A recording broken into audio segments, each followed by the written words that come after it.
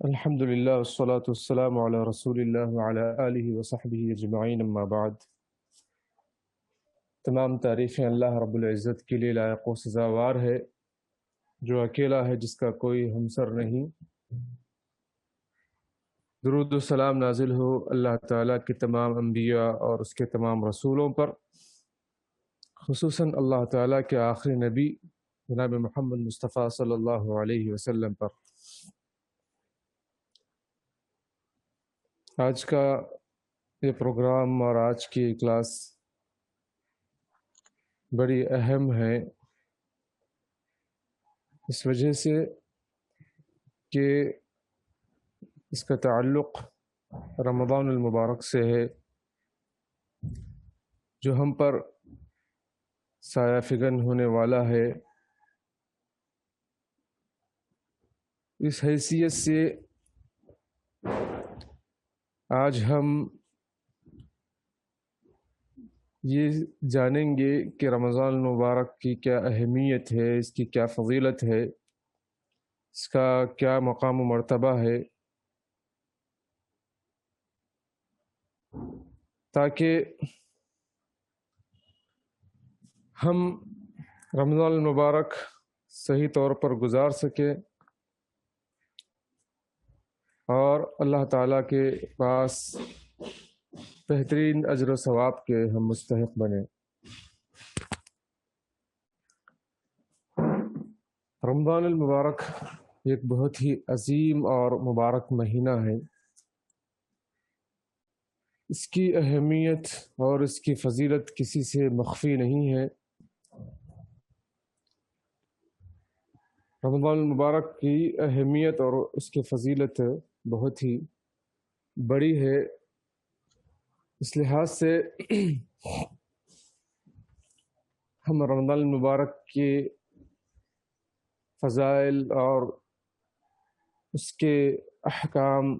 ہمیں جاننا ضروری ہے۔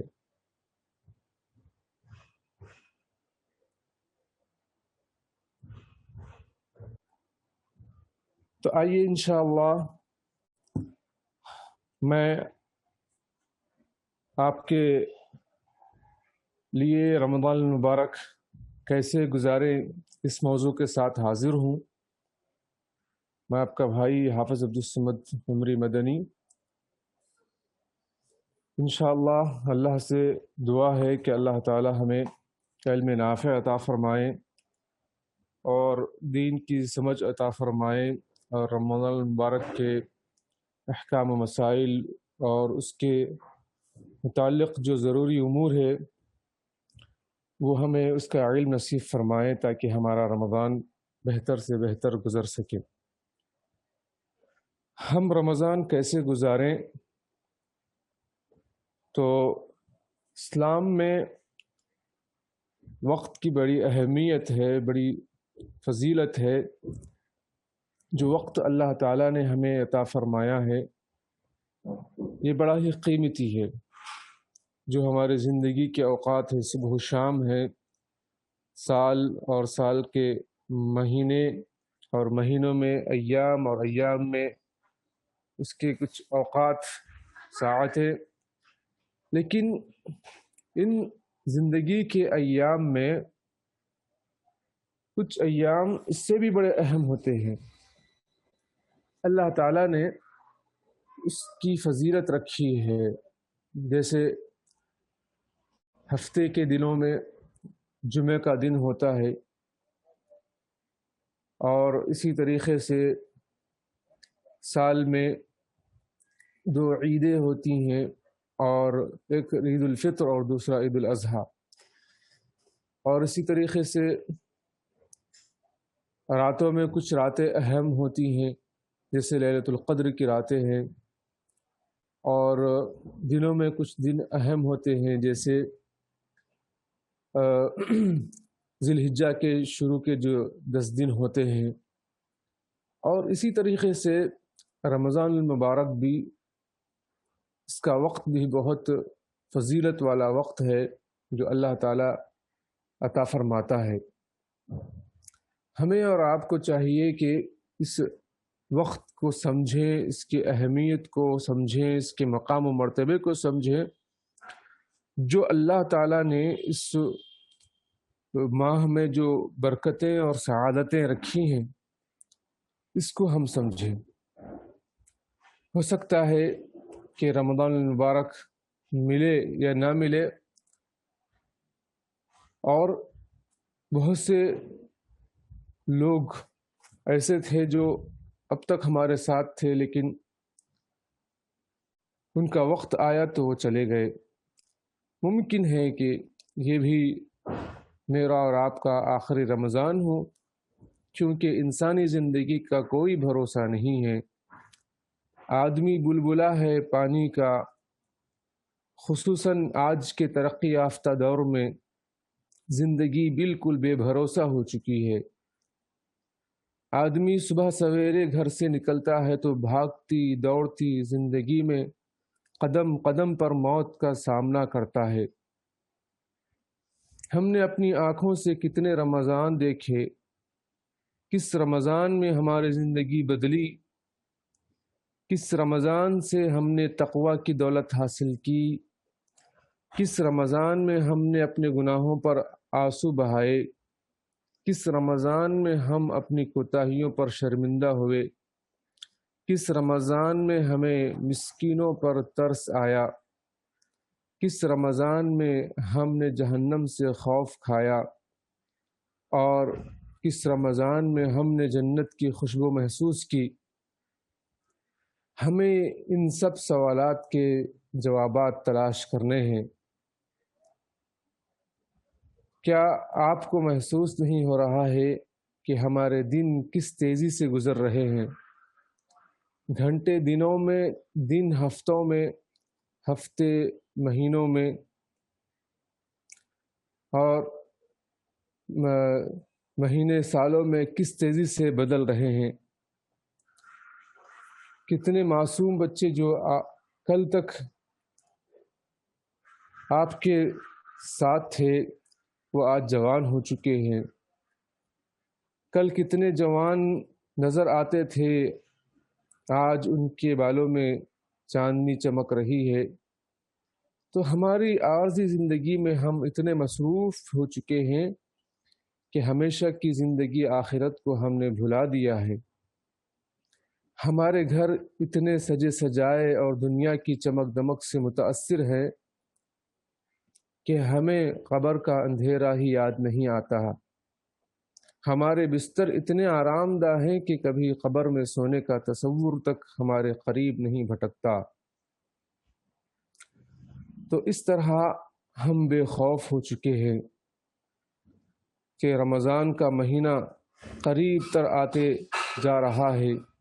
جنت کے دروازے پوری طرح کھول دیے جاتے ہیں اور جہنم کے دروازے پوری طرح بند کر دیے جاتے ہیں۔ تو آئیے ہم اس مہینے میں ایسے اعمال کریں کہ اللہ تعالیٰ خوش ہو کر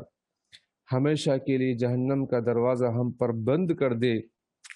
اور جنت کے دروازے ہمارے لیے کھول دے۔ آج ہمارے بہت سے مسلمان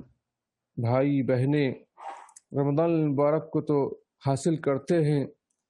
لیکن اس کی قدر و قیمت نہیں جانتے ہیں کہ بہت سے لوگ روزے کی حالت میں ہوتے ہیں، کھانا پینا تو چھوڑ دیتے ہیں مگر غیبت کر کے، چغل خوری کر کے، جھوٹ کہہ کر اپنے مرے ہوئے بھائی بہن کا گوشت کھانا نہیں چھوڑتے۔ بہت سے لوگ اپنے رمضان کے اوقات سونے کھانے پینے میں ضائع کر دیتے ہیں۔ بظاہر رمضان کا یہ روزہ جس میں ہم کھانا پینا چھوڑ دیتے ہیں، جنسی ضروریات سے رک جاتے ہیں، صرف اسی کا نام روزہ نہیں بلکہ ہر بری بات، ہر غلط کام سے رکنا کا نام روزہ ہے، اور یہی اس روزے کا مقصود ہے اور اسی کا نام تقویٰ ہے۔ رمضان کا مہینہ مومن بندے کو اسی تقوی کی تربیت دیتا ہے کہ جس طرح ایک فوجی افسر کو تیار کرنے کے لیے اس کو بڑی کٹھن اور سخت تربیت سے گزارا جاتا ہے، اسی طرح اللہ تعالیٰ روزے کے ذریعے اسلام جیسے مکمل ضابطۂ حیات پر عمل کرنے کے لیے ہم مسلمانوں کو تیار کرتا ہے۔ رمضان میں لمبی مدت تک شریعت کے احکام کی پابندی کی جو تربیت اسی سلسلے کی ایک کڑی ہے۔ نماز کا مسئلہ ہے تو نماز کے لیے چند منٹ سے زیادہ وقت نہیں لگتا، اور زکوٰۃ ادا کرنے کا وقت سال بھر میں صرف ایک بار آتا ہے، اور وہ بھی اس کے لیے ضروری ہے جس کے پاس مال ہے، نصاب کو پہنچ جاتا ہے، اور وہ جب وقت آتا ہے تو اس کو سال میں ایک مرتبہ اس کی جو واجب مقدار ہے اس کو ادا کرنا ہوتا ہے۔ حج میں البتہ ذرا طویل وقت صرف ہوتا ہے، مگر اس کا موقع عمر بھر میں صرف ایک دفعہ آتا ہے، اور وہ بھی سب پر نہیں آتا ہے، چونکہ اللہ تعالیٰ نے فرمایا کہ من استطاع الیہ سبیلا، جو اپنی استطاعت کے مطابق سفر خرچ رکھتا ہے اور طاقت و قوت رکھتا ہے، تو اس کے لیے اللہ تعالیٰ کے گھر کا طواف کرنا، حج کرنا فرض ہے۔ غرض یہ کہ یہ جو عبادتیں ہیں اس کا ایک وقت ہوتا ہے اور زندگی میں کبھی ایک دفعہ آتا ہے۔ ان سب کے برخلاف رمضان المبارک کا جو روزہ ہوتا ہے، ہر سال پورے ایک مہینے تک صبح و شام رہنا پڑتا ہے، صبح سے لے کر شام تک، اور یہ بھی اللہ کے نبی صلی اللہ علیہ وسلم کے طریقے پر۔ تو یہ تمام عبادتیں، یہ روزے ہمیں اتباع شریعت محمدی کی مشق کراتے ہیں۔ رمضان المبارک کا پورا مہینہ یہ ماحول کو نیکی اور پرہیزگاری کی خوشبو سے معطر کر دیتا ہے۔ اس ماہ میں پوری قوم میں گویا تقوی کی کھیتی سرسبز و شاداب ہو جاتی ہے۔ مسلمان روزے کی حالت میں نہ صرف یہ کہ گناہوں سے بچنے کی کوشش کرتے ہیں، بلکہ دوسروں کی کمزوری کو دور کرنے میں بھی مدد دیتے ہیں۔ تو اسے روزہ رکھ کر گناہ کرنے شرم محسوس ہوتی ہے، تو روزے کی بدولت دل میں خود بخود یہ خواہش ابھرتی ہے کہ بھلائی کے کچھ نہ کچھ کام ضرور کرے، کسی غریب کو کھانا کھلا دے، کسی ننگے کو کپڑے پہنا دے، کسی مصیبت زدہ کی مدد کرے۔ اس طرح نیکی اور تقوی کا عام ماحول اس مبارک ماہ میں پیدا ہو جاتا ہے۔ اس انتہائی سازگار ماحول میں بھی کچھ لوگ اپنے اوقات کو ضائع کر دیتے ہیں، کھانے پینے میں، پکوان کرنے میں، اپنے گھر والوں کو، اپنی عورتوں کو اس میں لگا دیتے ہیں۔ عورتوں پر ظلم و زیادتی اس طرح ہوتی ہے کہ انہیں کھانے پینے کے لیے زیادہ وقت دینے کو کہا جاتا ہے، نئے نئے اقسام کے پکوان پکائے جاتے ہیں۔ جس طرح یہ رمضان مردوں کے لیے ہے، عورتوں کے لیے بھی اسی طریقے سے ہے۔ تو عورت کو بھی زیادہ سے زیادہ رمضان کی عبادت میں حصہ لینا چاہیے۔ ماہ رمضان جس طرح مردوں کی رہنمائی کرتا ہے، اسی طرح عورتوں کی بھی رہنمائی کرتا ہے، اور انہیں بھی دینی تعلیم اور تربیت اور عبادت کرنے کی تعلیم دیتا ہے۔ لیکن افسوس کہ ہمارے مسلم معاشرے میں اس صنف نازک کی دینی تربیت و تعلیم کی طرف بہت کم توجہ دی جاتی ہے۔ تو اس طرح ہمارے ماحول ہو چکا ہے کہ ہمارے ماحول میں عورتوں کو جو ان کے حقوق ہیں وہ حقوق نہیں دیے جاتے، اور خود ہماری خواتین بھی ان کے اسلام میں دیے گئے حقوق سے ناواقف رہتی ہیں، اور یعنی بات تو یہاں تک آ جاتی ہے کہ عورتیں مسجد میں نہ آئیں، نہ عیدین کے موقع پر عیدگاہ میں حاضر ہو کر نماز اور دعا میں شریک ہوں، اس سے بھی دور کیا جاتا ہے۔ غرض کہ یہ رمضان المبارک کا جو مہینہ ہے، کہ اللہ تعالیٰ کا بڑا فضل و کرم رہتا ہے کہ ایک مہینہ پورا رحمتوں اور برکتوں سے لبریز ہو کر ہم پر جو سایہ فکن رہتا ہے، جو ہماری زندگیوں میں خوشگوار ماحول لے آتا ہے۔ اللہ تعالیٰ کی رحمتیں برکتیں اس ماہ میں نازل ہوتی ہیں، اور بہت سے لوگ دین سے جڑ جاتے ہیں، نماز، روزے اور زکوٰۃ وغیرہ جیسی اہم عبادتیں انجام دیتے ہیں۔ تو لہٰذا ہمیں چاہیے کہ ہم ان ایام کو غنیمت جانتے ہوئے اللہ کو راضی کرنے والے اعمال انجام دیں، اور تقویٰ جیسی عظیم صفت اپنے اندر پیدا کر کے اپنے آپ کو جنت کا مستحق بنانے کی کوشش کریں۔ اور خصوصاً مردوں کے ساتھ ساتھ ہماری خواتین بہنیں بھی اس رمضان کی اہمیت کو جانیں کہ اللہ تعالیٰ نے انہیں بھی اس رمضان المبارک میں روزے رکھنے کا حکم دیا، عبادتیں کرنے کا حکم دیا۔ اب ایک سوال یہاں پر یہ ہے کہ کیا اس سے پہلے جو ہمارا رمضان گزرا ہے، کیا آپ اور ہم اس رمضان المبارک سے مطمئن ہیں؟ یعنی گزشتہ رمضان سے ہم مطمئن ہیں کہ ہم نے اللہ تعالیٰ کی عبادت کر کے اللہ کو ہم نے راضی کر لیا؟ مکمل ایک سال بعد یہ مہینہ آ رہا ہے جس کا ہمیں اور آپ کو بے چینی سے انتظار ہے، لیکن ہمیں سوچنا چاہیے کہ اپنے آپ سے سوال کرنا چاہیے کہ کیا ہم نے اس کا کیا حق ادا کیا تھا؟ پچھلی مرتبہ جب ہمارا یہ رمضان آیا تھا، ہم پر سایہ فکن ہوا تھا، جو بے شمار تحائف لے کر آیا تھا، تو کیا ہم نے اور آپ نے اس کی قدر کی تھی؟ یاد کیجئے کہ پچھلی مرتبہ آپ نے اپنے مہمان کو کس طرح ودا کیا؟ کیا اس مہمان کے اعزاز میں ہر بری بات اور برے کام سے مکمل اجتناب کیا تھا؟ اس کے احترام کے تقاضوں کو کیا آپ نے پورا کیا تھا؟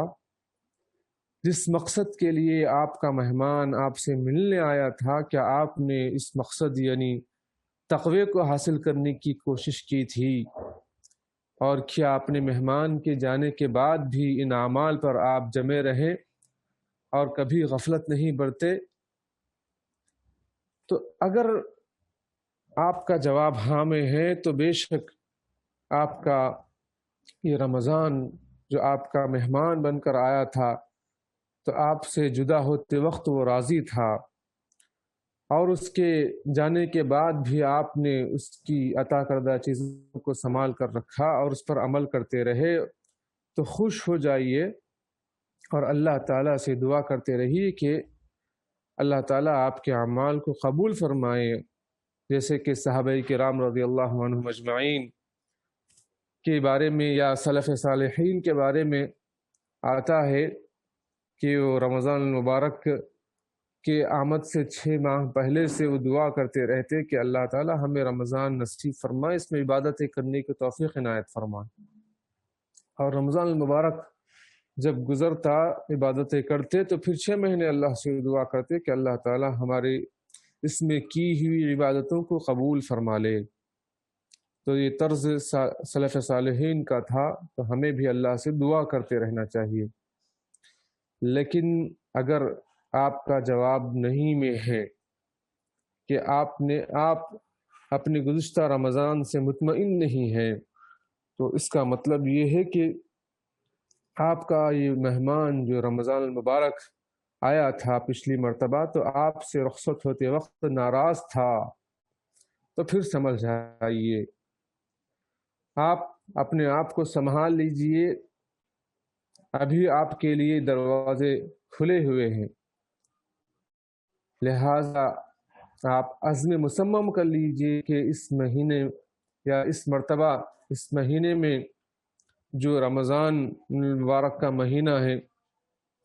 آپ اس میں زیادہ سے زیادہ اس مہینے کا احترام کریں گے،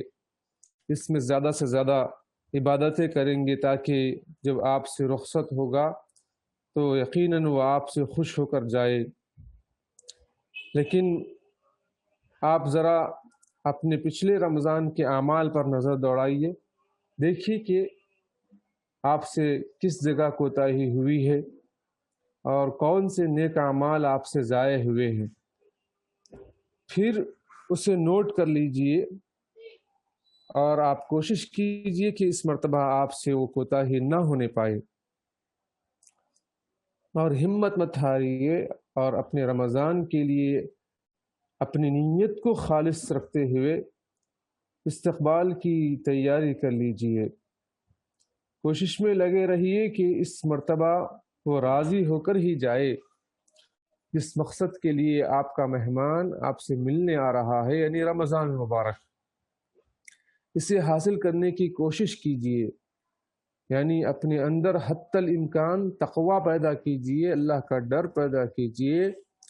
تاکہ اس کا مقصد پورا ہو، روزے کا مقصد، وہ عبادتوں کا مقصد، اور ساتھ ہی یہ رمضان المبارک آپ سے خوش ہو کر بھی جائیے۔ اپنے رب سے گڑ گڑا کر پچھلی کوتاہیوں کی معافی مانگیے، اور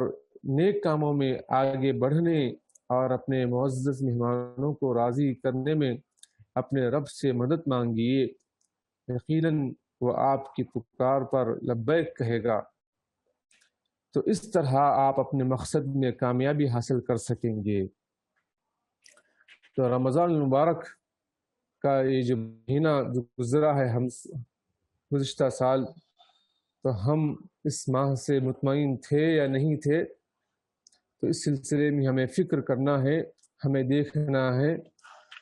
اور اب آنے والے رمضان کی ہمیں تیاری کرنا ہے۔ تو آئیے رمضان المبارک کا استقبال کیسے کریں گے، اس سلسلے میں ہم جانیں گے کہ سال بھر کے مہینوں میں رمضان المبارک کا مہینہ اللہ عز و جل نے ہمیں جو بنایا ہے، تو اس کے اندر بہت سی رحمتیں، اس کی عنایات اور فیوز اور برکات کا مظہر ہے۔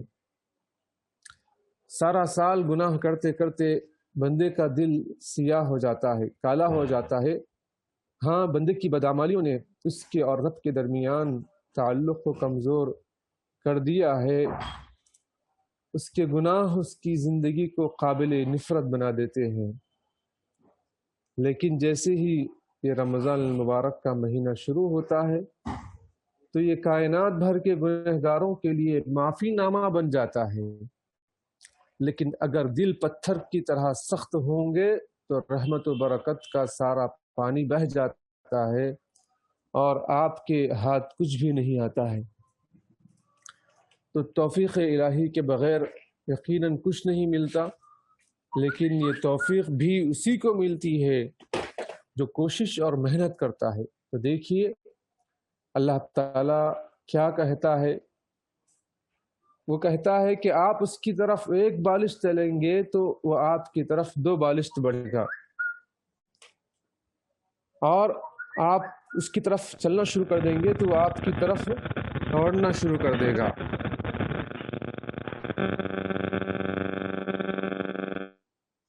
اور رمضان المبارک کا جو مہینہ آ رہا ہے یہ بہت ہی مبارک مہینہ ہے، تو لہٰذا آپ اس سے غافل اور لاپرواہ ہرگز نہ ہوں، اللہ تعالیٰ سے توفیق مانگیے اور آگے بڑھیے۔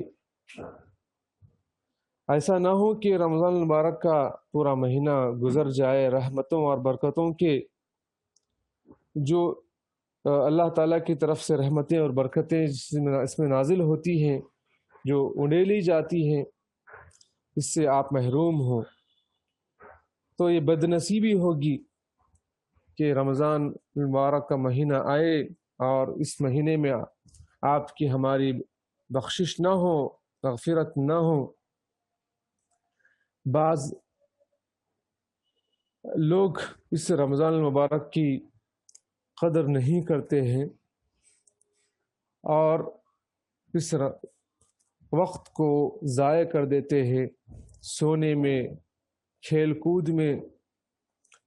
اور بیجا گفتگو میں، کھانے پکانے میں اور مختلف قسم کی ڈشز تیار کرنے میں۔ تو یہ بہت ہی غلط بات ہے کہ ہم اس رمضان المبارک کی قدر کرتے ہوئے ہم اس میں زیادہ سے زیادہ اللہ کو راضی کرنے کی کوشش کریں۔ بہت سے لوگ ایسے ہیں کہ جو رمضان المبارک کو پانے کی کوشش کرتے ہیں لیکن وقت آنے سے پہلے دنیا سے رخصت ہو جاتے ہیں۔ تو اللہ تعالیٰ کا ہمیں شکر بجا لانا چاہیے کہ اللہ تعالیٰ نے ہمیں صحت و تندرستی دی ہے، ہمیں مہلت دی ہے۔ دوسروں کی طرح ہم موت کا لقمہ نہیں بنے ہیں، ہم چین اور سکون کی زندگی گزار رہے ہیں۔ اگر ہم تھوڑی دیر کے لیے اپنے بعض رشتہ داروں، پڑوسیوں اور جان پہچان کے لوگوں کے حالات پر غور کریں تو ہمیں معلوم ہوگا کہ آج ان میں کتنے ہی لوگ وفات پا کر خبر کی غذا بن گئے ہیں۔ ذرا غور کیجیے کہ کہاں ہیں وہ لوگ جنہوں نے گزشتہ سال ہمارے ساتھ روزے رکھے تھے۔ پچھلے سال ان میں سے کتنے ہی لوگ صحت مند اور طاقت و قوت والے تھے،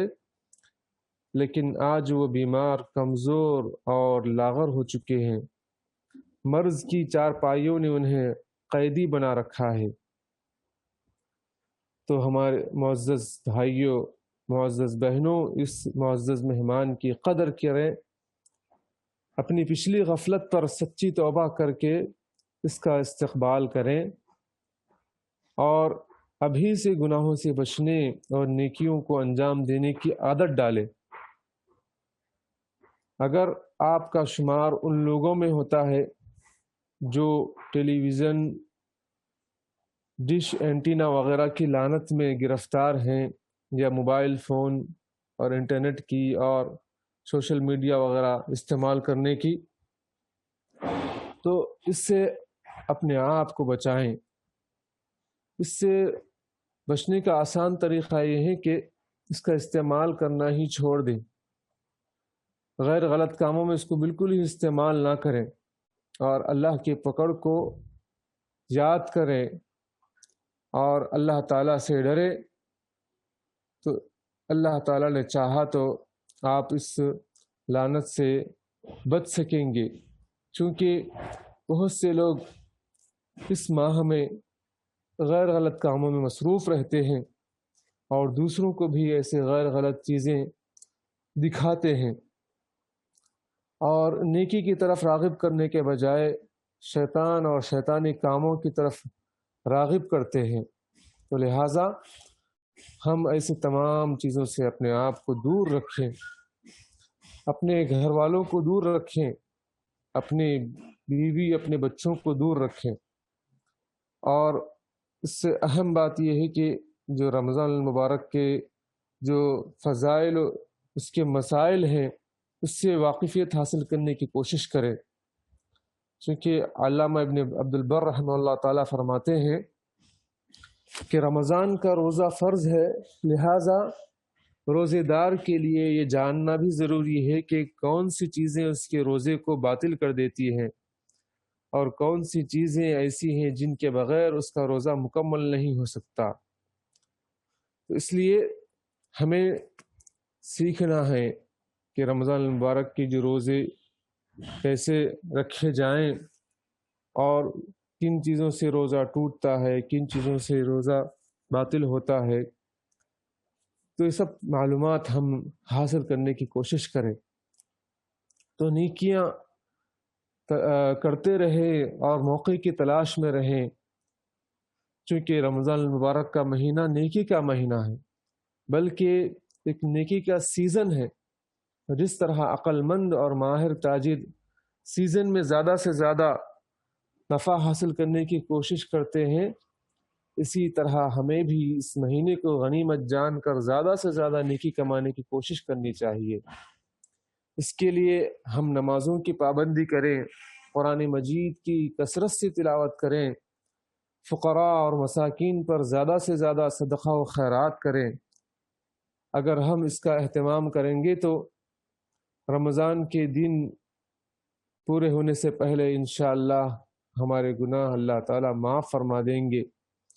ہمارے نام اعمال نیکیوں سے بھر جائیں گے، اور روز قیامت ہمیں جنت میں داخلہ کے لیے باب الریان سے پکارا جائے گا۔ تو رمضان المبارک کا مہینہ کا استقبال ہم دعاؤں سے کریں، اس کا استقبال ہم اللہ تعالیٰ کے سامنے عاجزی اور گڑ گڑا کر اس کا استقبال کریں، سچی توبے کے ذریعے سے۔ سچی توبہ یعنی جو گناہ ہم سے ہو چکے ہیں ان گناہوں پر نادم ہونا اور آئندہ گناہ نہ کرنے کا عزم کریں، اور اسی طریقے سے جو گناہ ہو چکے ہیں ان گناہوں کو چھوڑ کر نیکیاں کرنے میں آگے بڑھیں، تو اللہ کے سامنے نادم ہو، گناہ چھوڑنے کا عزم کریں اور آئندہ اچھے کام کرنے کا ارادہ کریں، اور ساتھ ہی ساتھ جن لوگوں کے حقوق آپ نے غصب کیے ہیں ان کے حقوق کو ادا کریں۔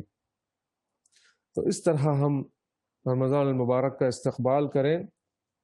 اور بہت سے لوگ اس رمضان میں صرف کھانے پکانے کی فکر کرتے ہیں اور اس کی تیاری بڑی اچھی طریقے سے کر لیتے ہیں، تو یہ ٹھیک ہے، انسان کے لیے جو ضرورت کی چیزیں ہیں تو وہ سب چیزیں انسان ضرور کریں، لیکن ساتھ ہی جو اس سے زیادہ اہم ہے وہ ہے کہ تقویٰ، پرہیزگاری پیدا کرنا، اللہ تعالیٰ کا ڈر پیدا کرنا، تو یہ سب ہم ضرور کریں، کیونکہ رمضان کا مہینہ صرف کھانے پینے کا مہینہ نہیں ہے، بلکہ رحمت اور برکت اور مغفرت کا، جنت کے داخلے کا مہینہ ہے، جہنم سے بچانے کا مہینہ ہے، اللہ کو راضی کرنے کا مہینہ ہے۔ تو آئیے ہم اس کے بعد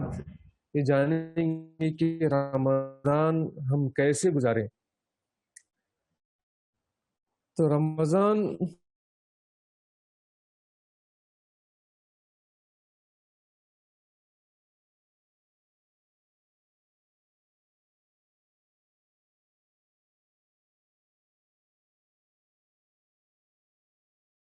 اللہ تعالیٰ کو راضی کر سکتا ہے، زیادہ سے زیادہ عبادت کر کے نیکیاں کما کر جنت حاصل کر سکتا ہے، اور فضول کاموں سے بچتے ہوئے، شیطان کے بہکاووں سے بچتے ہوئے وہ جہنم سے بچ سکتا ہے۔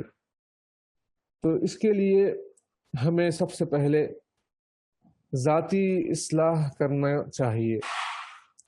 ذاتی اصلاح کیسے ہو؟ سب سے پہلے ہم طہارت سے رہیں، تو پاکیزگی اختیار کریں۔ الطہور شطر الایمان، پاکی نصف ایمان ہے، پاکی آدھا ایمان ہے، جیسے کہ اللہ کے نبی صلی اللہ علیہ وسلم نے فرمایا۔ تو لہٰذا ہم وضو سے رہیں، وضو سے رہنے میں بہت ہی برکتیں ہیں، بہت ہی سعادتیں نصیب ہوں گی، اللہ تعالیٰ کی حفاظت میں ہم رہیں گے۔ وضو سے رہنے سے پاکی صفائی نصیب ہوتی ہے، اور پاکی صفائی یہ بہت ہی اہم ہے۔ مسلمانوں کے سلسلے میں مشہور ہے کہ مسلمان پاک صاف نہیں رہتے، جبکہ اسلام کی تعلیم یہ ہے کہ پاک صاف رہنا یہ آدھا ایمان ہے۔ تو ہم مسلمانوں کو چاہیے کہ ہم ہمیشہ پاک صاف رہیں، وضو سے رہیں، تاکہ کسی کو یہ کہنے کا موقع نہ ملے کہ مسلمان پاکی صفائی کا خیال نہیں کرتے ہیں۔ پاکی صفائی میں اپنے کپڑوں کی پاکی صفائی بھی ہے، کپڑے پاک صاف رکھیں۔ بہت سے لوگ میلے کچیلے کپڑے پہنتے ہیں، تو اس سے ہم بچیں، صاف ستھرے کپڑے پہنیں، اور اسی طریقے سے گندگی سے اپنے آپ کو بچائیں۔ طہارت جب ہم لیتے ہیں، جب ضرورت سے فارغ ہوتے ہیں، تو ہم اس وقت پیشاب کے چھینٹے اپنے کپڑوں پر اچھلنے سے بچائیں، چونکہ جب انسان پیشاب کرتا ہے اور کپڑے پر نجاست لگ جاتی ہے تو پھر وہ ناپاک ہو جاتی ہے، اس کو دھونا پڑتا ہے، اور اگر وہ جسم پر گر جائے تو پھر وہ بہت ہی بڑا گناہ کا سبب بھی بن سکتا ہے۔ تو ہم اس کا پورا خیال کریں کہ ہم پاک صاف رہیں، چونکہ پاکی صفائی میں بہت ضروری ہے۔ الطہور شطر الایمان، کہ پاکی نصف ایمان ہے۔ تو بہت سے مسلمان اس کا بہت ہی کم خیال کرتے ہیں۔ تو سب سے پہلے ہم پاکی صفائی ستھرائی کا خیال رکھیں۔ اللہ کے نبی صلی اللہ علیہ وسلم ہمیشہ باوضو رہتے تھے۔ جب بھی آپ صلی اللہ علیہ وسلم طہارت سے فارغ ہوتے تو فوراً آپ صلی اللہ علیہ وسلم وضو کر لیتے، جیسے کہ حذیفہ رضی اللہ عنہ فرماتے ہیں کہ میں رسول اللہ صلی اللہ علیہ وسلم کے ساتھ تھا، آپ ایک قوم کے کوڑے کے ڈھیر پر پہنچے تو آپ صلی اللہ علیہ وسلم کھڑے ہو کر پیشاب کیا، میں ہٹ گیا وہاں سے، آپ صلی اللہ علیہ وسلم نے فرمایا نزدیک آ، میں نزدیک چلا آیا، یہاں تک کہ آپ صلی اللہ علیہ وسلم کی ایڑیوں کے پاس کھڑا ہو گیا، پھر آپ صلی اللہ علیہ وسلم نے وضو کیا۔ تو اس طرح آپ صلی اللہ علیہ وسلم فوراً وضو کے ساتھ، طہارت کے ساتھ بعد فوراً وضو کر لیا کرتے تھے تاکہ پاکی صفائی حاصل ہو۔ تو مسلمان ہمیشہ پاک صاف رہنے کی کوشش کرے، چاہے وہ رمضان ہو چاہے غیر رمضان ہو، اور خصوصیت کے ساتھ عبادت کے لیے طہارت کا لینا ضروری ہے، وضو کا کرنا ضروری ہے، کیونکہ وضو کے بغیر نماز قبول نہیں ہوتی، وضو کے بغیر نماز قبول نہیں ہوتی ہے، عبادت قبول نہیں ہوتی ہے۔ تو زیادہ سے زیادہ یعنی وضو کے حالت میں رہیں، اور خصوصاً نماز کے وقت، تلاوت قرآن کریم کے وقت، قرآن کریم پڑھتے وقت، اور اسی طریقے سے مسواک کریں۔ رمضان المبارک میں کثرت سے یعنی مسواک کریں، چونکہ روزے کی حالت میں ایک بو پیدا ہوتی ہے منہ میں، جب کہ وہ اللہ تعالیٰ کے نزدیک تو مسک کی خوشبو سے بھی زیادہ اس کی خوشبو ہوتی ہے، لیکن بندوں کے نزدیک وہ کراہت کی بو ہوتی ہے۔ تو اسی لیے ہم کسی کو تکلیف نہ دیں، اور ہمیشہ ہم روزے کی حالت میں مسواک کا اہتمام کریں۔ اور مسواک کے سلسلے میں اس کی فضیلت اس کی بہت زیادہ ہے، جیسے کہ اللہ کے نبی صلی اللہ علیہ وسلم نے حدیث میں اس کی فضیلت کے متعلق یہ فرمایا، جیسے کہ ایک حدیث ہے، ابو ہریرہ رضی اللہ عنہ کہتے ہیں کہ رسول اللہ صلی اللہ علیہ وسلم نے فرمایا لولا ان اشق علی امتی لامرتهم بالسواک مع کل صلاۃ، بخاری مسلم کی روایت ہے کہ اگر میں اپنی امت پر مشقت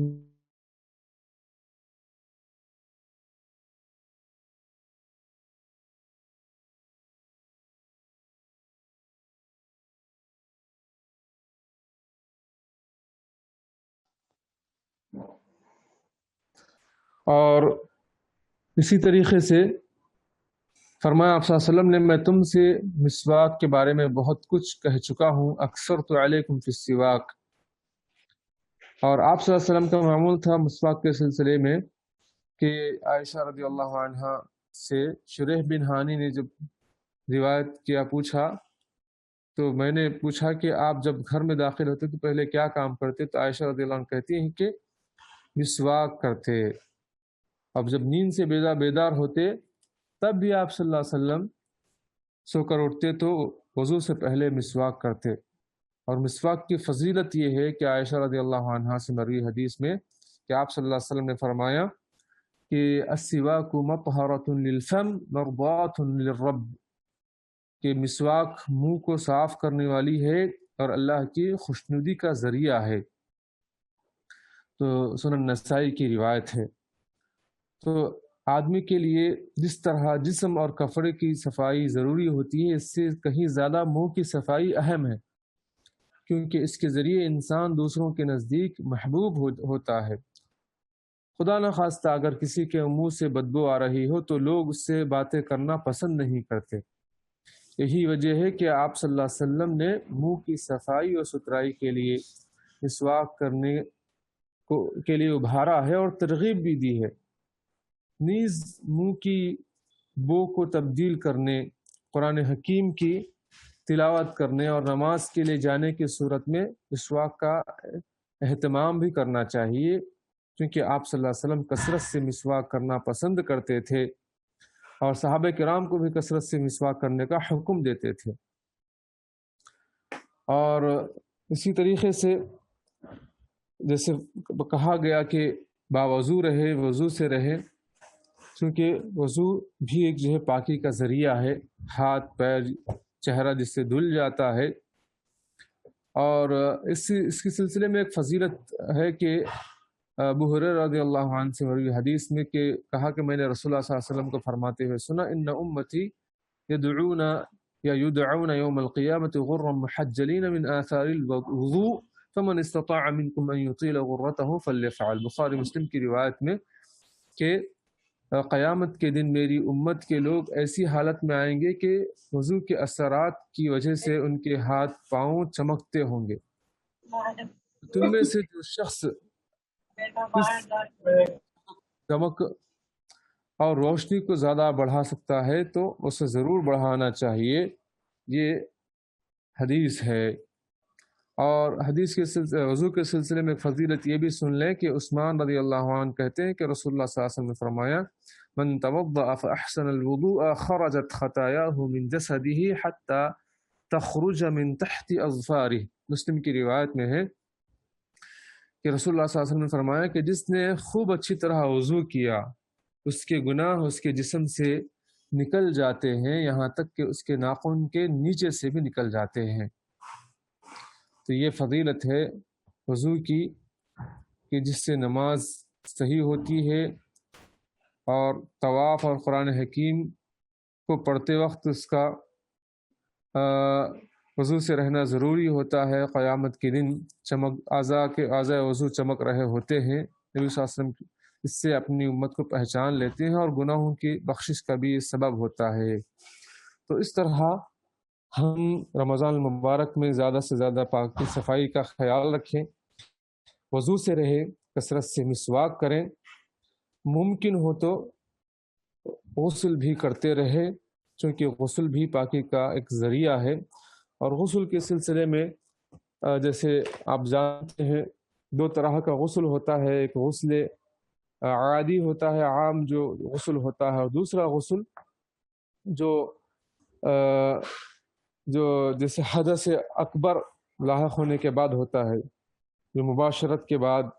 میاں بیوی کی، یا اسی طریقے سے جو حدث لاحق ہو جاتا ہے. تو ایسی صورت میں احتلام جسے کہتے ہیں، تو احتلام کے بعد بھی جو غسل ہوتا ہے تو یہ اگر اس طرح اگر ہو جائے تو غسل کرنا واجب ہو جاتا ہے، ضروری ہو جاتا ہے. اور روزی کی حالت میں اگر جان بوجھ کر اگر احتلام ہو جائے تو پھر جان بوجھ کر اگر احتلام کریں یا پھر یعنی اس طرح اپنی نفسانی خواہشات پر کو بے قابو چھوڑ دیں تو اس سے روزے بھی ٹوٹ سکتے ہیں۔ ہاں اگر وہ از خود حالت نیند میں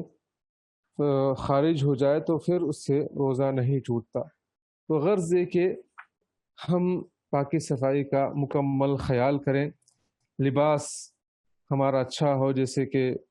پچھلے بات گزر چکی ہے، اور اسی طریقے سے جب ہم پاک صاف رہیں تو اب ہمارے اطراف و کناف کی چیزوں کا بھی کی صفائی کا ہم خصوصی طور پر خیال کریں، کیونکہ رمضان المبارک میں بہت سے کھانے پینے کی چیزیں جو فضول بچ جاتی ہے، یا اس کے یعنی جو اصل چیزیں ہم حاصل کر لیتے ہیں، اور جو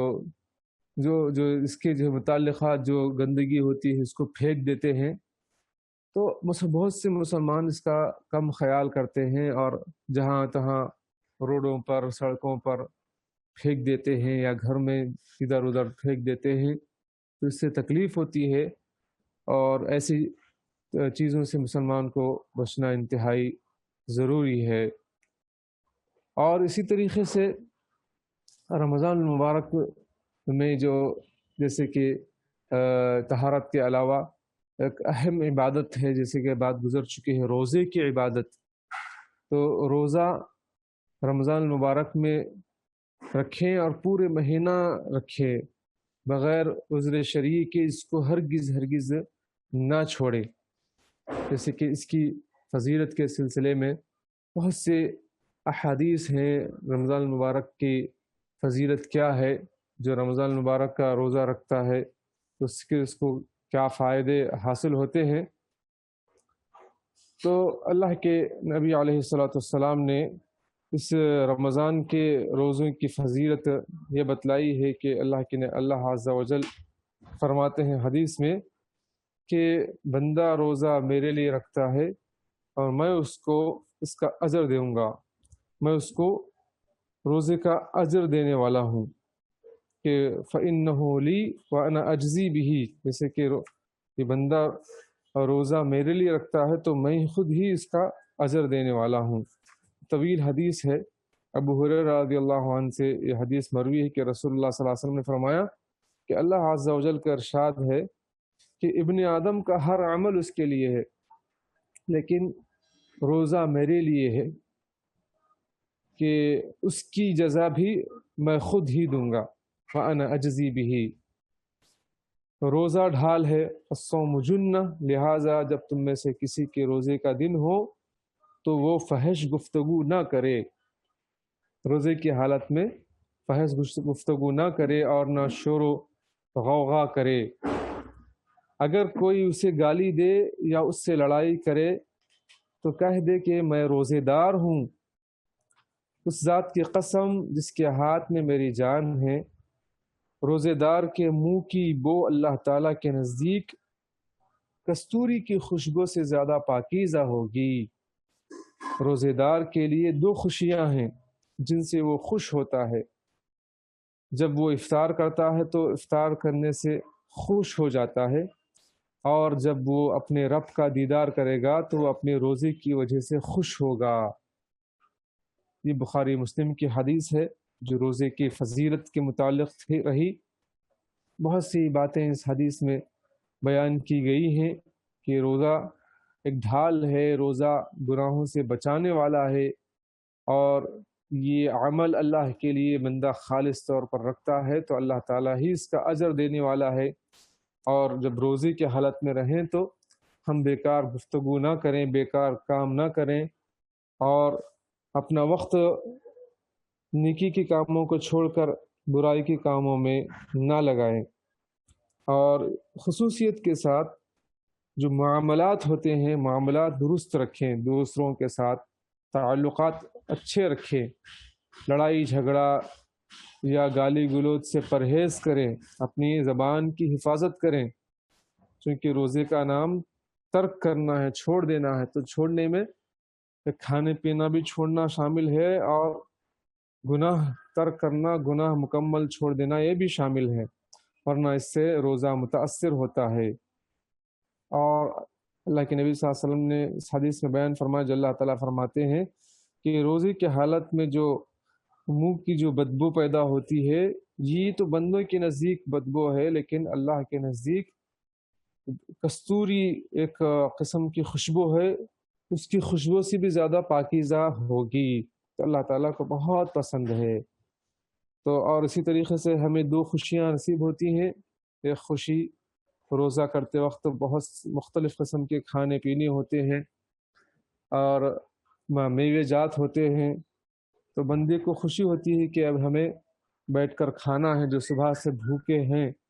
تو اس کے بعد افطار کرنا ہے، تو ایک جو خوشی نصیب ہوتی ہے، ایک روزے دار ہی کو اس کا اندازہ رہتا ہے کہ اس کو زبان سے ادا نہیں کر سکتا کہ وہ کتنی عجیب قسم کی خوشی محسوس کرتا ہے،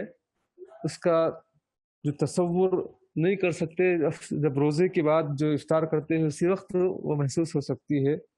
اور اس کی خوشی کچھ عجیب اور الگ قسم کی ہوتی ہے جو کہ روزے دار حاصل کرتا ہے۔ اور دوسری خوشی اس سے اہم خوشی ہوتی ہے اور سب سے بڑی خوشی ہوتی ہے، وہ ہے اللہ تعالیٰ کا دیدار، جو صرف اور صرف اہل ایمان کو نصیب ہوتا ہے، اور اللہ تعالیٰ دنیا میں کسی کو نظر نہیں آتا، اللہ کے نبی صلی اللہ علیہ وسلم نے بھی نہیں دیکھا، لیکن نبی صلی اللہ علیہ وسلم اور اہل ایمان اللہ تعالیٰ کا دیدار کریں گے، اور جیسے 14ویں رات کا چاند ہوتا ہے اس کے دیکھنے میں کوئی تکلیف محسوس نہیں ہوتی، اس طرح اللہ تعالیٰ کا دیدار کریں گے۔ اور ہم دعا کریں اللہ تعالیٰ ہم سب کو اللہ اپنا دیدار نصیب فرمائیں، آمین یا رب العالمین۔ اور روزے کے فضائل میں سہل بن سعد رضی اللہ عنہ سے ایک روایت ملتی ہے کہ رسول اللہ صلی اللہ علیہ وسلم نے بیان فرمایا کہ جنت کے دروازوں میں سے ایک دروازے کا نام الریان ہے، اس دروازے سے قیامت کے دن صرف روزے داروں کا داخلہ ہوگا، تو ان کے سوا کوئی اس دروازے سے داخل نہیں ہو سکے گا۔ اس دن پکارا جائے گا کہ کدھر ہیں وہ بندے جو روزہ رکھا کرتے تھے، وہ اس پکار پر چل پڑیں گے اور اس دروازے سے جنت میں داخل ہو جائیں گے۔ جب ان میں سے آخری آدمی داخل ہو جائے گا تو یہ دروازہ بند کر دیا جائے گا، پھر کسی کا اس میں داخلہ نہیں ہو سکے گا۔ تو یہ بخاری اور مسلم کی حدیث ہے۔ اور روزے کی فضیلت میں ایک اور حدیث بھی ملتی ہے، عثمان بن ابی العاص رضی اللہ عنہ کہتے ہیں کہ نبی اکرم صلی اللہ علیہ وسلم نے فرمایا، روزہ آتش دوزخ سے حفاظت کے لیے اسی طرح ڈھال ہے اس طرح لڑائی سے حفاظت کے لیے تم میں سے کسی کے پاس ڈھال ہوتی ہے، صحیح الجامع کی حدیث ہے۔ اور روزہ اور قرآن بندے کے لیے قیامت کے دن سفارش کریں گے۔ روزہ کہے گا کہ اے میرے رب، میں نے اس کو کھانے اور رغبت کی چیزوں سے دن کے وقت بعد رکھا، اس کے حق میں میری سفارش قبول فرما۔ اور قرآن کہے گا کہ میں نے اس کو رات میں سونے سے روکا تھا، اس کے حق میں میری سفارش قبول فرما، تو ان دونوں کی شفاعت قبول کی جائے گی۔ تو یہ روزے کے فضائل میں حدیث تھی صحیح الجامع کی۔ اور اسی طریقے سے حذیفہ رضی اللہ عنہ کا بیان ہے کہ میں نے رسول اللہ صلی اللہ علیہ وسلم کو یہ فرماتے ہوئے سنا، آدمی اپنے اہل و عیال، مال اور پڑوسی کی وجہ سے غلطیوں میں مبتلا ہو جاتا ہے، نماز، روزہ اور صدقہ کی برکت سے وہ مٹ جاتی ہیں، وہ گناہ مٹ جاتے ہیں، وہ غلطیاں مٹ جاتی ہیں، بخاری مسلم کی حدیث ہے۔ اور اسی طرح ایک حدیث آپ یہ بھی دیکھیں، ابو امامہ رضی اللہ عنہ سے روایت ہے کہ میں نے رسول اللہ صلی اللہ علیہ وسلم سے عرض کیا کہ مجھے کسی ایسے عمل کا حکم فرمائیے جس سے اللہ تعالیٰ مجھے نفع دے۔ ایک اور روایت میں ہے کہ جس کے ذریعے میں جنت میں داخل ہو جاؤں۔ آپ صلی اللہ علیہ وسلم نے فرمایا کہ روزہ رکھا کرو کیونکہ اس کے برابر کوئی عمل نہیں۔ یہ نسائی کی حدیث ہے۔ تو اس طرح ہمیں روزے کی فضائل کو جاننے کے بعد اس روزے کی اہمیت کا ہمیں اندازہ ہوا کہ اللہ تعالیٰ کے نزدیک اس کا کتنا بڑا مقام ہے، کتنا بڑا اس کا مرتبہ ہے۔ تو اس طرح ہم رمضان المبارک پاکی صفائی کا خیال کرتے ہوئے گزاریں، مسواک کے ساتھ، وضو کے ساتھ، طہارت کے ساتھ رہتے ہوئے۔ بہت سے مسلمان طہارت کے سلسلے میں یہ ایک کوتاہی دیکھنے میں آتی ہے کہ طہارت جب جاتے ہیں تو طہارت نہیں لیتے ہیں، اور جب نماز کا وقت آتا ہے تو مسجد کے قریب بھی ہوتے ہیں تب بھی وہ نماز کے لیے مسجد نہیں جاتے ہیں، کہتے ہیں کہ ہم پاک نہیں ہیں۔ تو پاکی کے سلسلے میں ایک مسئلہ یاد رکھیں کہ اگر جیسے کہ بات گزر چکی ہے، وضاحت کے لیے دوبارہ یہ بات کہہ رہا ہوں کہ صرف پیشاب کریں اور اس کے چھینٹے لگ جائیں یا پھر طہارت نہ لیں، تو ایسی صورت میں پھر ہم دوبارہ اس کپڑے کو اس جگہ دھو کر، وہ جسم کے حصے کو دھو کر اسے پانی ڈال کر ہم دوبارہ وضو کر لیں اور نماز پڑھ لیں۔ اس کے لیے نہانا ضروری نہیں ہے، اور اگر احتلام ہو جائے، بے خوابی ہو جائے اور اس میں منی کا اخراج ہو جائے یا پھر مباشرت ہو جائے یا مس الذکرین ہو جائے، تو ایسی صورت میں غسل کرنا واجب ہے۔ اس کے بغیر نہ نماز ہوگی، نہ قرآن کریم کی تلاوت کر سکتے ہیں، چھو سکتے ہیں۔ تو یہ کچھ مسائل تھے کہ رمضان کیسے گزاریں، تو پاکی صفائی کے ساتھ، اور جو بڑی عبادت ہے روزہ ہے، جیسے کہ اللہ نے فرمایا اعوذ باللہ من الشیطان الرجیم بسم اللہ الرحمن الرحیم یا ایہا الذین آمنوا کتب علیکم الصیام کما کتب علی الذین من قبلکم لعلکم تتقون ایاما معدودات۔ اے مومنو، تم پر روزے فرض کیے گئے ہیں اس طرح جس طرح کہ تم سے پہلے لوگوں پر فرض کیے گئے تھے، تاکہ تم تقوی اور پرہیزگاری اختیار کرو۔ یہ گنتی کے دن ہے، ایام معدودات، بہت ہی تھوڑے دن ہیں۔ تو فمن کان منکم مریض او علی سفر فعدۃ من ایام اخر، جو تم میں سے بیمار ہو یا حالت سفر میں ہو تو روزہ چھوڑ سکتا ہے، اور اس کے علاوہ دنوں میں اس گنتی کو، روزے کو مکمل کر سکتا ہے۔ تو روزے کے سلسلے میں بہت سے مسلمان ابھی بھی غفلت کا شکار ہیں، جو چھوٹے موٹے کام کرتے ہیں، جو باہر جو پھرنے والے کام یا مشقت والے کام جو کرتے ہیں، تو ایسے لوگ ابھی بھی روزے کے سلسلے میں کوتاہی کرتے ہیں، جبکہ کوشش کریں تو روزہ رکھ سکتے ہیں۔ تو غرض کے روزے کے لیے ہم وقت نکالیں، اس کی اہمیت سمجھیں، اور ہم جو ہے کوتاہی بالکل ہی نہ کریں۔ اور اس کے ساتھ ساتھ ہم رمضان المبارک کیسے گزاریں، تو فرائض کا اہتمام کرتے ہوئے گزاریں۔ کیا مطلب؟ یعنی رمضان المبارک میں خصوصیت کے ساتھ فرض نمازوں کو اول وقت میں ادا کریں، اور تمام آداب اور شرائط کی پابندی کے ساتھ اور خشوع و خضوع سے ادا کرنا یہ ضروری ہے۔ جیسے کہ 5 وقت کی نماز اللہ تعالیٰ نے فرض کی ہے، جیسے بنی الاسلام علی خمس، اسلام کی بنیاد 5 چیزوں پر ہے: شہادت اللہ الہ الا اللہ وان محمد رسول اللہ و اقام الصلاۃ، کہ اس بات کی گواہی دینا کہ اللہ کے علاوہ کوئی معبود برحق نہیں اور محمد صلی اللہ علیہ وسلم اس کے رسول ہیں، اور دوسری بنیاد نماز قائم کرنا ہے۔ تو نماز ہر سال کے یعنی پورے دنوں میں فرض ہے، اور دن کے 5 وقت میں عبادت ہم پر فرض کی گئی ہے۔ تو خصوصیت کے ساتھ رمضان المبارک میں ہم اس کا اہتمام کریں۔ اہتمام میں وقت سے پہلے ہم تیاری کریں، طہارت اور وضو سے فارغ ہو جائیں، اول وقت پر مسجد حاضر ہوں، مرد حضرات ہیں، خواتین ہیں تو گھر میں اول وقت میں تیار ہو جائیں اور نماز کے لیے وقت نکالیں، اور اللہ کے سامنے بیٹھ کر روئیں، گڑ گڑائیں، سنن نوافل کا بھی اہتمام کریں، اور نماز اس طرح پڑھیں جیسے کہ اللہ کے نبی صلی اللہ علیہ وسلم کو پڑھتے ہوئے دیکھا ہے۔ صلو کما رأیتمونی اصلی، جیسے کہ آپ صلی اللہ علیہ وسلم نے فرمایا، تو پورے خشوع کے ساتھ، پورے خضوع کے ساتھ نماز پڑھے۔ آپ صلی اللہ علیہ وسلم کی نماز کیسی ہوتی تھی؟ جیسے کہ ایک صحابی کہتے ہیں کہ جیسے کہ ہانڈی پکنے کی جیسے آواز آتی ہے، تو اس طرح آپ صلی اللہ علیہ وسلم نماز میں گڑ گڑا کر روتے ہوئے نماز پڑھتے تھے، اور پورے انہماک کے ساتھ ادھر ادھر کے خیالات ہٹا کر اور پورے اطمینان اور سکون کے ساتھ جو آداب اور شرائط ہیں اس کا لحاظ کرتے ہوئے نماز کی پابندی کرے۔ بہت سے لوگ یہ کرتے ہیں کہ سحری کو نہیں اٹھتے ہیں، سحری کیے بغیر سو جاتے ہیں، اور پھر فرض نماز سے بھی جو ہے غفلت برتتے ہیں اور تاخیر سے اٹھتے ہیں اور نیت کر لیتے ہیں کہ ہم بغیر سحری کے ہم روزہ رکھ لیے ہیں۔ تو یہ غلط ہے کہ ہم وقت کا پورا لحاظ کریں، رات میں جلدی سونے کی کوشش کریں، اگر جلدی نہ سو سکیں تو جتنے بھی ہم نیند کے لیے وقت نکالیں تو اس کے بعد عبادت کے لیے بھی پورا وقت ہم نکالیں، چونکہ یہ وقت بار بار آنے والا نہیں ہے۔ اور نماز کی فضیلت کے سلسلے میں جو حدیثیں ہیں،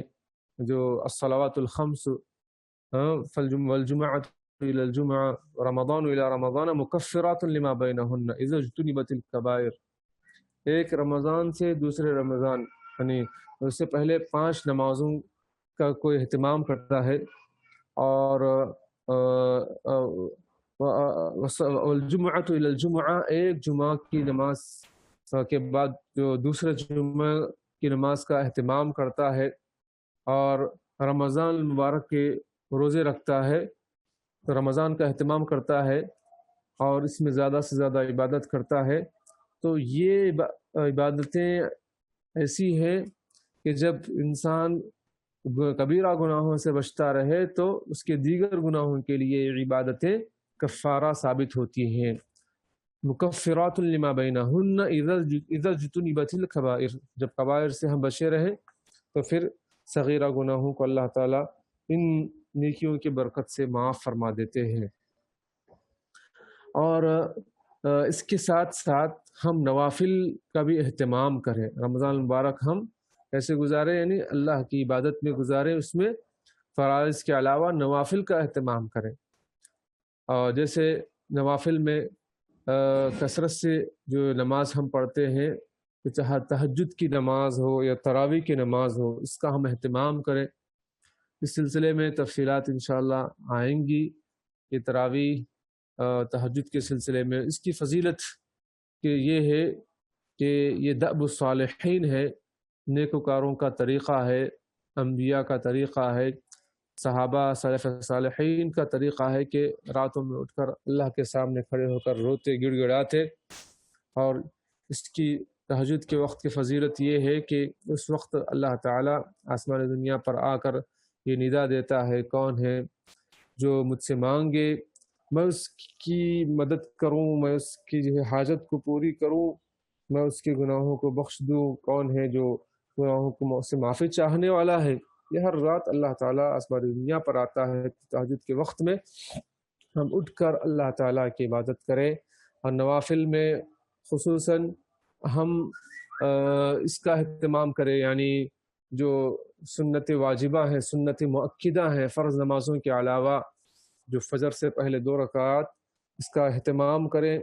اور فجر اور ظہر سے پہلے 4 رکعات، اور ظہر کے بعد 2 رکعات، اور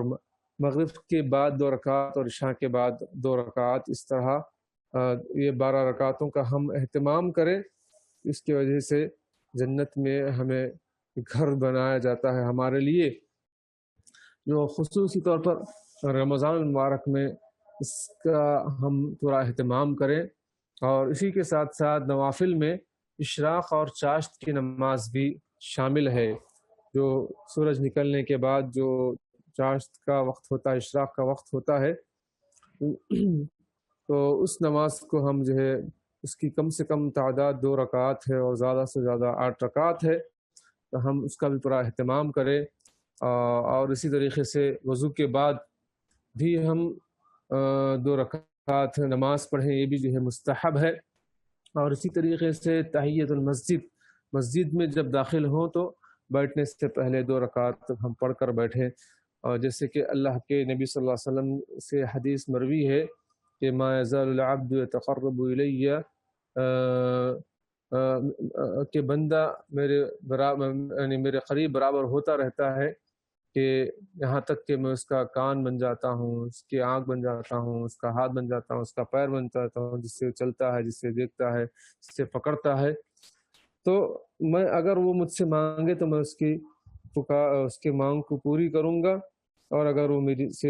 پناہ طلب کرے، میری پناہ طلب کرے تو میں اس کو ضرور پناہ دوں گا۔ یہ اللہ کا ولی ہے جو ہمیشہ اللہ کی عبادت میں لگا رہتا ہے، فرض نمازوں کے علاوہ نفل نمازوں کا اہتمام کرتا ہے۔ تو ہم رمضان میں بھی اللہ کے ولی بنے، اللہ کے دوست بنے۔ تو اس طرح ہم نماز، روزہ اور نوافل کا پورا اہتمام کریں، اور خصوصی طور پر تراویح رمضان میں باقاعدہ ہم اس کا اہتمام کریں کہ زیادہ سے زیادہ قرآن سنیں، یا پھر جو اگر حافظ ہیں تو زیادہ سے زیادہ قرآن کریم اس نماز میں پڑھیں، اور اگر حافظ نہیں ہیں تو ایک حافظ کے پیچھے قرآن کریم کو سنیں تاکہ ہم اس کی فضیلت حاصل کر سکیں۔ اور رمضان المبارک ہم قرآن مجید کی تلاوت کر کے ہم گزاریں۔ قرآن مجید اللہ تعالیٰ کی ایک عظیم کتاب ہے، اور قرآن کا رمضان سے بڑا گہرا تعلق ہے۔ قرآن مجید اللہ تعالیٰ کی نعمتوں میں سب سے اعلیٰ اور بے مثل نعمت ہے، اس کی رحمتوں میں سب سے بڑی رحمت ہے۔ قرآن کریم کا نزول رمضان المبارک میں ہوا ہے، اسی لیے قرآن کریم کا رمضان المبارک کے ساتھ نہایت گہرا تعلق ہے، اور جس مہینے کا تعلق قرآن سے ہوا اس کی شان کے کیا کہنے۔ اس کتاب کو لانے والے فرشتے کو روح الامین کی خطاب سے سرفراز کیا گیا، جس پر یہ نازل ہوا انہیں سید المرسلین اور رحمت للعالمین کے القاب سے نوازا گیا، اور جس مہینے میں قرآن کریم نازل ہوا اسے رمضان المبارک کہا گیا، جس رات میں اتارا گیا اسے لیلۃ القدر کا مرتبہ دیا گیا، اور جس شہر میں اس کے نزول کی ابتدا ہوئی اسے ام القریٰ کہا گیا، یعنی مکہ المکرمہ۔ جب رمضان کی عظمت و برکت کا سارا راز اسی میں ہے، پوشیدہ ہے کہ اس مہینے میں قرآن مجید نازل کیا گیا، تو ہمیں چاہیے کہ اس مہینے میں ہم زیادہ سے زیادہ قرآن مجید کی تلاوت کریں۔ نبی اکرم صلی اللہ علیہ وسلم اس ماہ مبارک میں تلاوت قرآن کا خاص اہتمام فرماتے، جیسے کہ فاطمہ رضی اللہ عنہ بیان کرتی ہیں کہ آپ صلی اللہ علیہ وسلم نے انہیں بتلایا کہ آپ صلی اللہ علیہ وسلم جبریل علیہ السلام کے ساتھ ہر سال ایک مرتبہ قرآن کا دورہ کیا کرتے تھے، لیکن وفات کے سال آپ صلی اللہ علیہ وسلم نے 2 مرتبہ قرآن کا دورہ کیا۔ صحیح بخاری کی روایت ہے۔ تو اللہ کا یہ کلام بندے کے لیے باعث فخر و باعث خیر و برکت ہے، اس کی تلاوت رفع درجات کا باعث ہے، یہ شفاعت کا سبب بھی ہے۔ روزے کے ساتھ اس کا ذکر کرتے ہوئے رسول اللہ صلی اللہ علیہ وسلم نے جو فرمایا ہے کہ قیامت کے دن روزہ اور قرآن دونوں سفارشی بن کر آئیں گے۔ روزہ کہے گا کہ اے میرے رب، میں نے اس بندے کو دن میں کھانے پینے اور اپنی دیگر خواہشات پوری کرنے سے روکے رکھا، لہٰذا میری سفارش اس کی مغفرت کے لیے قبول فرما۔ قرآن کہے گا کہ اے رب، میں نے اسے تلاوت کی وجہ سے راتوں میں سونے سے روکے رکھا، لہٰذا اس کے لیے میری سفارش قبول فرما۔ اللہ تعالیٰ دونوں کی سفارش قبول فرما لے گا۔ مسند احمد کی روایت ہے۔ علامہ البانی رحمۃ اللہ تعالیٰ نے اس حدیث کو صحیح قرار دیا ہے۔ تو سلف صالحین رمضان المبارک میں قرآن کریم کی کثرت سے تلاوت کیا کرتے تھے۔ بعض صحابہ کرام رضی اللہ عنہم اجمعین 7 دنوں میں اور بعض صحابہ کرام 10 دنوں میں قرآن ختم کر دیا کرتے تھے۔ جب رمضان کا مہینہ شروع ہوتا تو امام زہری رحمہ اللہ فرماتے تھے کہ ماہ رمضان تلاوت قرآن اور کھانے کھلانے کا نام ہے، اور جب رمضان کا مہینہ آتا تو امام مالک رحمہ اللہ تعالی حدیث کا مطالعہ اور اہل علم کی مجلسوں کو چھوڑ کر قرآن کریم کی تلاوت کی طرف متوجہ ہو جاتے تھے، اور اسی طریقے سے سفیان ثوری رحمہ اللہ تعالی تمام نفل عبادات چھوڑ کر تلاوت قرآن کی طرف متوجہ ہو جاتے تھے۔ یہ سلف صالحین کا حال تھا۔ تلاوت قرآن کے ساتھ ساتھ حفظ قرآن کا بھی اہتمام کرنا چاہیے۔ امام بخاری رحمہ اللہ تعالیٰ نے حفظ قرآن کے فضیلت میں عائشہ رضی اللہ عنہا سے حدیث بیان کی ہے۔ وہ فرماتی ہیں کہ نبی اکرم صلی اللہ علیہ وسلم نے فرمایا، جو شخص قرآن مجید کا حافظ ہے اور اسے پڑھتا ہے تو وہ کرام بررہ یعنی لکھنے والے عزت دار فرشتوں کے ساتھ ہے، اور وہ شخص جو تلاوت کرنے میں اٹکتا ہے اور تلاوت کرنے میں تکلیف محسوس کرتا ہے تو اس کے لیے دوہرا اجر ہے، یعنی ڈبل اجر ہے۔ تو لہٰذا ہم قرآن کریم کو تدبر کے اور غور و فکر کے ساتھ پڑھیں، اس کے معنی اور مفہوم کو سمجھتے ہوئے پڑھیں، اس کے لازوال اور بے مثال تعلیمات کو اپنے اندر جذب کریں۔ قرآن کریم کا اپنا بیان ہے کہ جب اس کی آیات تلاوت کی جاتی ہے تو سننے اور پڑھنے والوں کے دل کانپ اٹھتے ہیں اور نرم پڑ جاتے ہیں اور ان پر گریہ وزاری طاری ہو جاتی ہے اور ان کا ایمان بڑھ جاتا ہے۔ تو تھوڑا ہم قرآن پڑھیں گے تو ہم یہ محسوس بھی کریں گے کہ ہمارا دل نرم ہو رہا ہے، اور اس کے اندر ہم ڈوب کر پڑھیں تاکہ اس کے فیوز اور برکات سے ہمیں بھی اور ہمارے دل و دماغ کو بھی اور ہمارے جو ہے جان کو بھی اطمینان اور سکون نصیب ہو۔ اور بہت سے لوگ رمضان المبارک میں قرآن کریم پر توجہ دیتے بھی ہیں، لیکن بعض لوگ اس سے غفلت بھی برتتے ہیں، ایک مرتبہ بھی قرآن کریم کو نہیں پڑھتے ہیں۔ تو رمضان المبارک میں آپ کے اپنے معمولات بھی ہوتے ہیں، آپ کی توجہ قرآن کے ساتھ ساتھ تزکیہ نفس پر بھی ہو، اور اسی طریقے سے قرآن کریم کے جو معلومات اور تعلیمات ہیں اس تعلیمات کو دوسروں تک بھی پہنچائیں۔ قرآن کریم میں جو تعلیمات دی گئی ہیں دوسروں تک بھی اس کو پہنچائیں تاکہ یہ ہمارے حد تک ہی باقی نہ رہیں، دوسرے بھی اس پر عمل کریں۔ تو غرض کے رمضان المبارک کو ہم عبادتوں سے لبریز ہو کر گزاریں، تلاوت قرآن مجید اور ترجمے کے ساتھ پڑھیں، اور ترجمے میں بھی جو منتخب جو آیات ہیں اس کی تفسیر پڑھیں، اور جو ہے اللہ تعالیٰ کی اس کتاب کو یاد کرنے کی بھی کوشش کریں۔ منتخب آیاتیں، منتخب صورتیں اس کو یاد کریں تاکہ ہم نوافل میں پڑھ سکیں اور اللہ تعالیٰ کے سامنے زیادہ دیر کھڑے ہو سکیں۔ اور اسی طریقے سے ہم رمضان المبارک ذکر الہی میں گزاریں، اللہ تعالیٰ کی یاد میں گزاریں،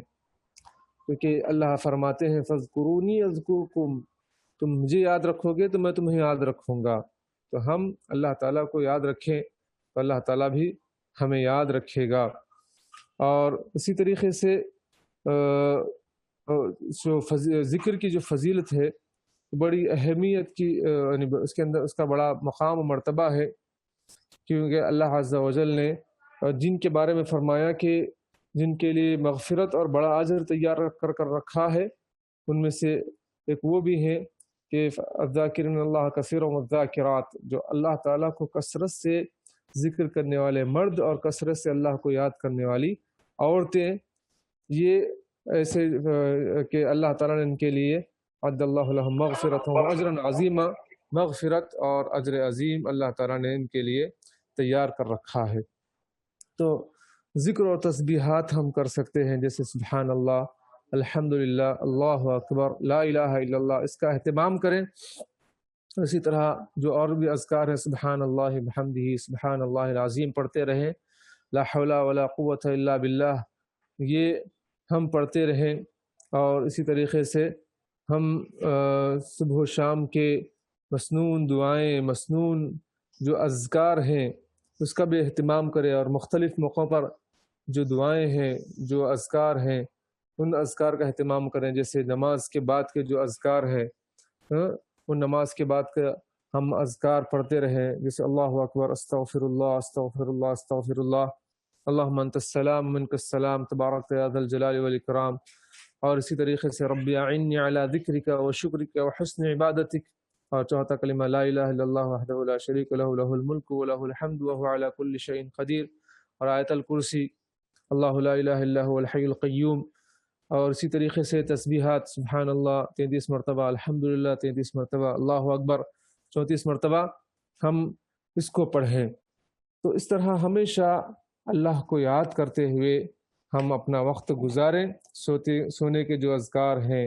ان اذکار کو ہم پڑھیں، اور اٹھتے وقت کے جو اذکار ہے ان اذکار کو پڑھیں، گھر میں داخل ہوتے وقت کے جو دعائیں ہیں، جو اذکار ہیں، اس کا اہتمام کریں، بازار میں نکلتے وقت میں، اور گھر سے باہر نکلتے وقت کے جو دعائیں ہیں، جو اذکار ہیں، تو جو ہم اس کا بڑا اہتمام کریں، تو رمضان المبارک ہم اللہ تعالیٰ کی عبادت میں اور اللہ تعالیٰ کو راضی کرنے میں گزاریں، تو ہمارے لیے یہ رمضان باعث خیر و برکت ہوگا۔ ورنہ بہت سے لوگ ایسے ہیں جو اس کا اہتمام نہیں کرتے ہیں، اس کی اہمیت کو نہیں جانتے ہیں، رمضان آتا بھی ہے، چلا بھی جاتا ہے، اس کی انہیں کوئی فکر نہیں ہوتی ہے۔ ایک حدیث میں اللہ کے نبی صلی اللہ علیہ وسلم نے فرمایا کہ لعنت ہے یا ایسے شخص پر کہ جو رمضان المبارک کو پائے اور اس میں اللہ تعالیٰ سے مغفرت نہ کروا لے، اس میں گناہوں کی بخشش نہ کروا لے،